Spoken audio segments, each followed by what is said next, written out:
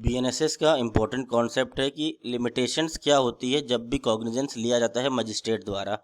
अब सेक्शन 514 हमें बताता है कि कुछ बार यानी कुछ लिमिट्स लगी हुई है मजिस्ट्रेट पे भी कि अगर मान लीजिए अपराध आपके साथ आज होता है तो आपको आज से ही 3 साल के अंदर केस फाइल करना है, नहीं तो मजिस्ट्रेट साहब उस पर कॉग्निजेंस नहीं लेंगे। यहाँ पे कॉग्निजेंस का मतलब होता है कि किसी भी अदालत किसी भी अपराध पर कानूनी कार्रवाई शुरू करना। मान लो कहीं अपराध हुआ है तो उस पर कॉग्निजेंस लिया मजिस्ट्रेट साहब ने, यानी उस पर कानूनी कार्रवाई शुरू किया। सेक्शन 514 बताता है कि अगर कोई अपराध आपके साथ ऐसा हुआ है, उस अपराध में सिर्फ और सिर्फ फाइन मिल सकती है उस पार्टी को, तो उस कंडीशन में आपको 6 महीने के अंदर केस फाइल करना है, अन्यथा मजिस्ट्रेट साहब 6 महीने बाद कॉग्निजेंस नहीं लेंगे उस केस में। अगर आपके साथ कोई ऐसा अपराध हुआ है जिस परिस्थिति में उस पर्सन को 1 साल की सज़ा मिल सकती है, तो ऐसे किसी भी परिस्थिति में आपको 1 साल के अंदर मजिस्ट्रेट के सामने केस फाइल करना है, अन्यथा मजिस्ट्रेट साहब इसका कॉग्निजेंस नहीं लेंगे। अगर आपके साथ कुछ ऐसा अपराध हो गया है कि जिसकी सज़ा 3 साल तक है, कि उसने आपके साथ ऐसा अपराध किया है कि उसको 3 साल तक सज़ा मिल सकती है, तो आपको इन परिस्थिति में 3 साल के अंदर ही, मान लो जैसे 2020 में आपके साथ उसने मारपीट की और मारपीट की सज़ा 3 साल की है, तो आपको जब 20 में आपके साथ मारपीट हुई है तो आप 2023 के अंदर ही आपको केस फाइल करना है, अन्यथा आपका केस मजिस्ट्रेट साहब सुनेंगे ही नहीं। तो इस कानून को लाने का यह मकसद था कि जिस समय आपके साथ घटना घटित हो रही है तो उसी समय या उसी दौरान आप केस फाइल करें, ताकि मजिस्ट्रेट साहब भी कॉग्निजेंस ले सकें। होता क्या है, मान लो अगर आपके साथ आज घटना घटित होती है, आप 10 साल बाद केस फाइल करो, 20 साल बाद फाइल करो, इससे फैक्ट्स टैम्पर हो चुके होते हैं, एविडेंस तब तक की टैम्पर हो चुके होते हैं। क्या पता पार्टीज कुछ इंपॉर्टेंट फैक्ट इन इशू को भूल चुकी हो या उस बात को दबा चुकी हो, एविडेंस को ही ख़त्म कर दिया गया हो।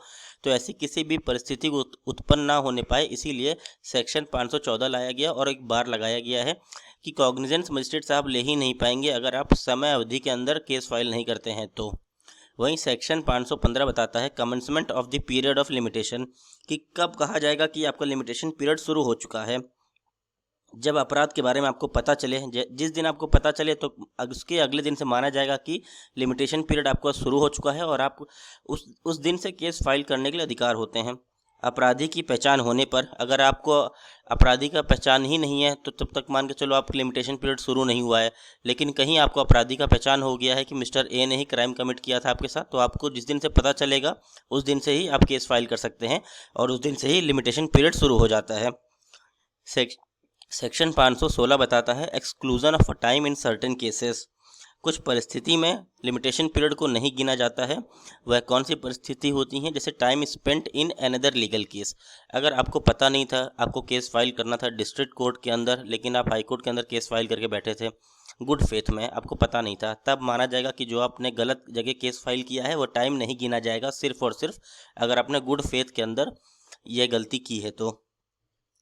टाइम स्टेड बाय इंजंक्शन और ऑर्डर, यानी अदालत के आदेश से रुका हुआ मामला। अगर अदालत ने किसी भी केस के अंदर स्टे लगा रखा है या इंजंक्शन दे रखा है किसी भी पार्टी को, तो वो जो इंजंक्शन का पीरियड होगा, जो वो स्टे का पीरियड होगा, वह नहीं गिना जाएगा लिमिटेशन एक्ट के अंदर, क्योंकि उसे कोर्ट ने अपने डिस्क्रिशन के अनुसार लगाया है। अगर अदालत ने किसी कारण से केस पर रोक लगा रखी है तो रोक का समय लिमिटेशन एक्ट के अंदर नहीं गिना जाएगा। Time taken for government consent और सैंक्शन, सरकार अनुमति का समय।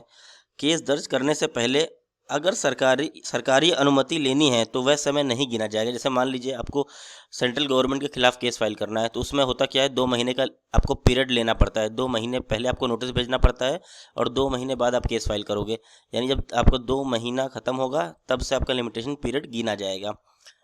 Time when the offender was not available, यानी अगर अपराधी देश से बाहर हो या गिरफ्तारी से बच रहा हो, छुप रहा हो, तो वह समय नहीं गिना जाएगा, क्योंकि इसमें आपकी गलती नहीं है, अपराधी ही नहीं आ रहा है, छुप रहा है, तो आप इसमें क्या कर सकते हैं। तो ऐसे परिस्थिति में जितने समय तक वह भाग रहा है, छुप रहा है, वह समय नहीं गिना जाता है। सेक्शन 517 बताता है exclusion of a date on which court is closed. अगर समय सीमा के आखिरी दिन अदालत बंद है तो अगली खुलने वाली तारीख तक समय बढ़ जाएगा। जैसे मान लीजिए संडे पड़ गया आपका लास्ट लिमिटेशन डे, तो संडे को नहीं गिना जाएगा, नेक्स्ट मंडे आपको मिल जाएगा 1 दिन और, क्योंकि ये माना जाता है कि आपकी वजह से संडे नहीं पड़ा, ये कैलेंडर के अनुसार होता है। सेक्शन 518 बताता है कंटिन्यूइंग ऑफेंस, यानी अगर अपराध लगातार हो रहा है तो हर दिन समय सीमा नए सिरे से शुरू होगा। अच्छा, इसको समझने के लिए एग्जाम्पल देख लीजिए। अगर कोई व्यक्ति किसी प्रॉपर्टी पर कब्जा किए हुआ है तो कब्जा तब तक माना जाएगा जब तक वह कब्जा छोड़ ना दे। जिस दिन वह कब्जा छोड़ेगा उस दिन आप केस फाइल करने के अधिकार हो जाएंगे। जब तक वो नहीं छोड़ रहा है भाई, कब्जे के अंदर ही बैठा हुआ है, तो माना जाएगा कि वो कंटिन्यूइंग ऑफेंस है, वो अपराध किए ही जा रहा है, लगातार हर दिन ट्रेसपास कर रहा है आपकी प्रॉपर्टी के अंदर। सेक्शन 519 बताता है कि extension of the period of limitation, अदालत समय सीमा खत्म होने के बाद भी मामला ले सकती है। इसे कहते हैं कंडोनेशन ऑफ डिले। अगर आप साबित कर दें कि देरी का सही कारण था, किसी भाई जेन्युइन रीज़न की वजह से आप केस फाइल नहीं कर पाए, आप बेड रेस्ट पे थे, आप एडमिट थे, आप लीगली डिसेबल थे, मेंटली डिसेबल थे, तो माना जाएगा कि कोर्ट कहती है ठीक है, इंटरेस्ट ऑफ जस्टिस के लिए हम आपका ये कंडोनेशन ऑफ डिले जो आपने किया है, डिले को ख़त्म कर देते हैं। न्याय के हित में कार्रवाई जरूरी होती है, इसीलिए कंडोनेशन ऑफ डिले का प्रावधान रखा गया है। अगर जेन्युइन रीज़न है तो भाई आप देर में केस फाइल कर सकते हो। अब कंक्लूजन, अब हमें पूरे लेक्चर से क्या समझ में आया कि समय सीमा का नियम अपराधों को समय पर निपटारे करने में मदद करता है। इससे अदालत में पुराने और बासी मामले कम होते हैं। न्याय सुनिश्चित करने के लिए कभी कभी समय सीमा को बढ़ाया जा सकता है जब कहीं जेन्युइन मामला हो, जेन्युइन बेड रेस्ट पे आदमी हो, वो लीगल डिसेबिलिटी से सफ़र कर रहा हो, पार्टी पागल हो उस वक्त या फिर माइनर हो उस वक्त, अनटिल एंड अनलेस वह अपनी मेजॉरिटी अटेन कर लेता है तब तक वह लिमिटेशन पीरियड इसका स्टार्ट नहीं माना जाएगा। न्याय में देरी ना हो और अपराधी को लंबा इंतजार ना करना पड़े, इसीलिए इस कानून को लेके आया गया जिसे हम कहते हैं bars to taking cognizance of in